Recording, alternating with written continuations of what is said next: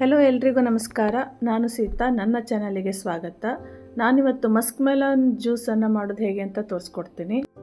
ಬೆಲ್ಲ ಮತ್ತು ಸಕ್ಕರೆ ಎರಡೂ ಹಾಕಿ ಹೇಗೆ ಜ್ಯೂಸ್ ಮಾಡೋದು ತೋರಿಸ್ಕೊಡ್ತೀನಿ ನೋಡಿ.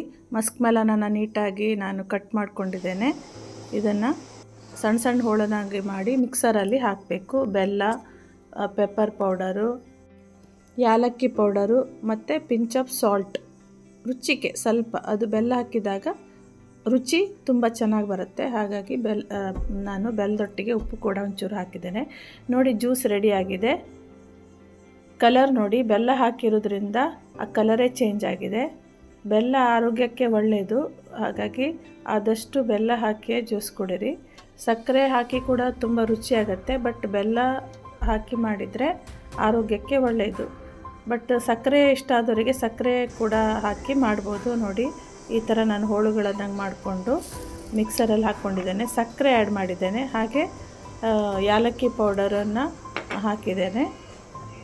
ಸ್ಮೂತ್ ಪೇಸ್ಟ್ ಆಗಿ ಮಾಡ್ಕೊಂಡ್ಮೇಲೆ ಇದಕ್ಕೆ ನಾವು ಸ್ವಲ್ಪ ಹಾಲನ್ನು ಸೇರಿಸ್ಕೊಳ್ಬೇಕು. ಯಾಕೆಂದರೆ ಸಕ್ಕರೆ ಮತ್ತು ಹಾಲು ಕಾಂಬಿನೇಷನ್ ಚೆನ್ನಾಗಿರುತ್ತೆ. ಇದನ್ನು ಮಿಕ್ಸರಲ್ಲಿ ಸ್ಮೂತ್ ಪೇಸ್ಟ್ ಆದಮೇಲೆ ಸಕ್ಕರೆ ಹಾಕಿ ಚೆನ್ನಾಗಿ ಮಿಕ್ಸ್ ಮಾಡಬೇಕು ಜ್ಯೂಸನ್ನು.